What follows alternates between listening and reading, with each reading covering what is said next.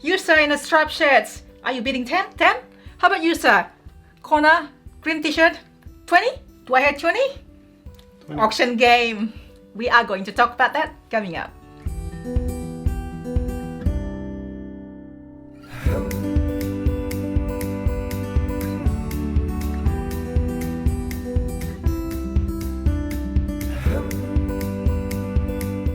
Hi, it's Tarrant. And Stella from Maple University. Welcome to my tabletop diary, which is now fortnight-ish. Lee. So we're going to talk about auction in a gaming board game, of course, in particular. Yep. So there are a few auction mechanics. Is that a mechanics, firstly? What is auction? What does it involve? Yep. I get that. And yeah, so the simple matter is that an auction is, as it is when you buy a house, any game where there's free and open bidding among everybody. And your conventional auction is you'll place a bid, next person will have to place a bid higher or drop out of the auction, and so on around the table until only one person is left. They then pay the amount that they bid and get whatever was being bid on. That's the standard one. Yes. But there are so many twists. I can just think of tramways where you still pay even though you don't win. Yep, tramways. I know some people will argue it's not Yes. an auction, but it's Yeah. certainly got an auction type mechanic. Just a very sneaky one where you're bidding to stay in and you have to bid a certain amount and there's rules on where you can be on the track. So I guess certainly it's sneaky. in a way that because sometimes you want to bid to check the price up for other players. Like we did a prototype Tabletopia of Lizard Wizard, which is a really nice game. But anyway, there's an auction part where I deliberately did bid on something so that I don't really want to have that particular card, but I deliberately bid so that other people will have to pay more for it. Now, in tramways, that's not possible because then you have to pay still. Yeah. So, all right, that's one. Terrence, right, back to you. So I mean that's the simple part of the auction. Some games it's almost the whole game. Some games it's a portion of the game. Sometimes you're bidding with the money that is also what you're trying to get in the game. So if it's a game where most money wins and you have to bid with some of it, that's a part of it. And then in some games you're bidding with a currency, but then victory points come from elsewhere. A lot of auction games I do find will tend to, the money will be both the currency and the victory points, but it wasn't in Lizard Wizard. It's not in all of them. I think I feel like I don't quite know how much I should price something. I think you're probably the same with me. Like, how much should I spend to actually win this particular thing? Like, is it for me or is it, well, there's a word for hate draft. Is it a hate bid? Is that just because you don't want your opponents to have it?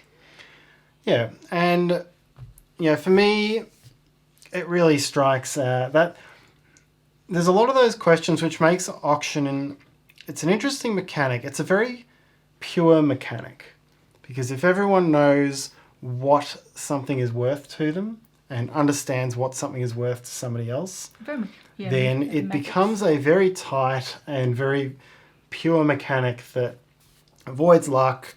It's more dry.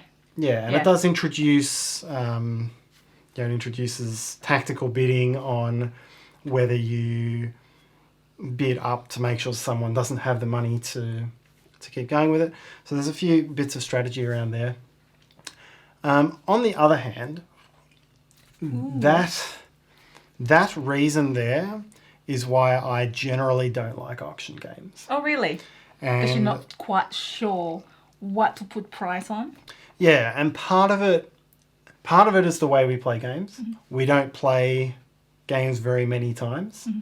We have a large collection and a small number of plays per game. That's because of what we do. Obviously, we do a lot of previews and whatnot. Yeah. I wish I have more time. Yeah.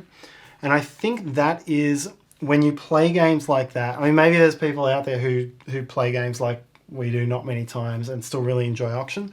But for me, when I hear like a big set of Euro rules, I can see a strategy path and I can work my way towards it. And the value of money versus or currency or actions versus things, it evolves through the game and I can sort of see it.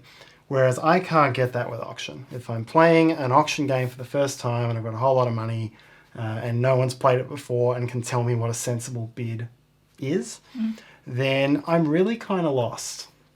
And I just don't like that. Okay. And so usually when you come to me with a game and I'm playing it for the first time, Yes. and it's an auction game, I'm probably not going to have a lot of fun with it. And thing is- I recognize it's a pure what's it called, mechanic, but it's not going to work well the first time you play. But I know that you like a few games with that particular mechanics. We just talk about Lizard Wizard, which you really like. I really like as well, although it has action, but then it's not a big portion Yep. of the game. And it's also when we, at the very start, when we were going through the rules, I asked, what is a sensible price? You did ask that to the... just to frame in my mind publisher, how yeah. much... and he said obviously it varies, but 10, 20 just or something, framing in my mind, all right, what am I expecting to pay? And that really helped. Okay. You paid the most was 32, and he said about 10, 20. Yeah. The most was 32, and then the least was like 10 or something. Yeah, I think I got one for a 5 or something once. I was guilty at one stage. But then again, there's a lot of other mechanics where you can time it right. And you think that your opponent has bid something and you kind of like maybe know that you think that they're not going to have enough money to bid the next one and things like that. Is that meta? I don't know. We talked about meta a few weeks ago. So is that meta? Is that, it's part of the strategy, I guess. Well, there's hidden money in Lizard Wizard. Yep. Yeah, hidden money. You see it in a Which is lot of good. auction A games. lot of auction, It's pretty yeah. typical. Scoville's got the hidden money. And And is it Power Grid has got a... Power Grid, Hang on. I think you can hide your money in Power Yes, Grid. yes, you can. Indonesia, you can hide your money. So it's a pretty common feature so that you can't spend most of your time, so that you don't know when the other person can stop, which is true for a auction when you go to buy a house. That's actually true, yeah. It's just mimic it very well. Yeah. I think for me, the auction game that I've liked the most on first play is Keyflower. And so Keyflower, you're bidding with meeples. You've got like 8 or 10 meeples behind your screen and you're bidding with those. And I think that's why you compare that with a money bidding game where it could be anything from $1 to $100 or currency. When I've got 3 or 4 meeples, it brings me back to that Euro mindset where I can see the value of my meeples a lot more clearly. I've got less units of currency to play with, and so I can interpret that that value more How easily. about Treasure of Cibola? Treasure of Cibola. Treasures of Cibola. You bid with your meeples as well? Your workers, I think? It's true. Was that auction or was that a Probably secret not bid? I auction. can't remember. It's a secret bid, sorry. But it had it's a similar thing. You're dealing with smaller numbers, and I was able to interpret those on first play a lot better. Okay. Good to know. So, what do you think? Do you like auction game? Do you find it similar what we think, what Tarrant thinks, what I think?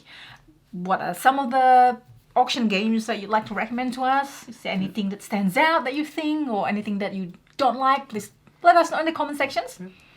Just trying to think of pure auction games, because Power Grid is very much it's economy and it's auction, and they're critical parts of the game. And I think back to that first time we played Power Grid where we set up for 6 players and then 1 player left, but we were still using the 6-player end triggers. We got a couple things wrong, and We do know now because we now have the how to play video. essentially we got the end game trigger wrong, and then everyone had like hundreds and hundreds of dollars for the final round when we finally managed to limp our way to the end game trigger. That's quite funny. And that ended up with an auction of like $400 or something. Yeah, It was it's pretty. insane. It was pretty silly. But it was. Yeah, that one's a pretty pure auction game. For Sale Yeah. is actually quite a good one. That one is it's pure auction with a reasonable amount of money, but it's a simple enough game because it is just the auction essentially. Yeah, but simple enough, so it's not like you don't spend a lot of time and then it's like in and out. It's like an hour or under or something like that, I think. Yeah.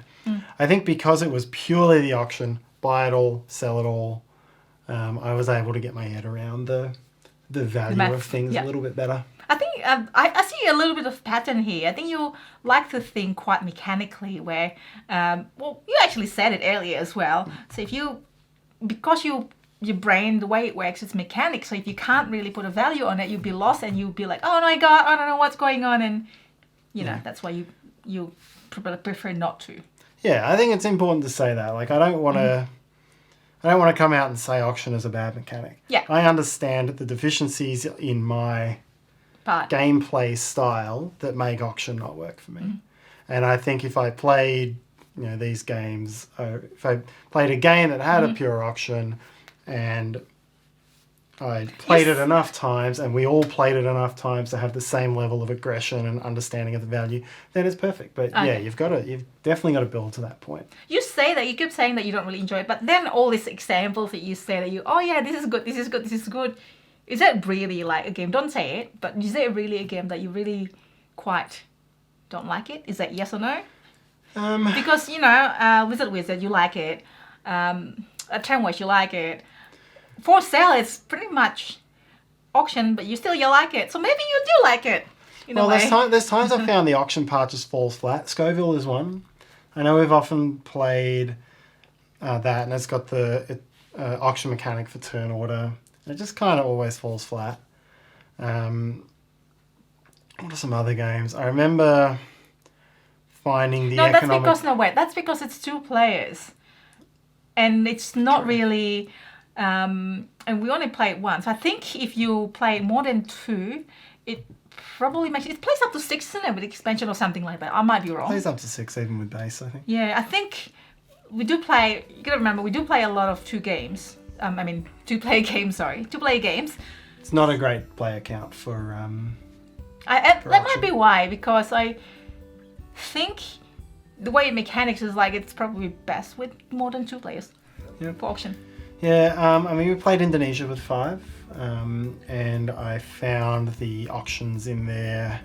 It's very mathematics. It's just like I'm like already like, oof, I don't know what to do.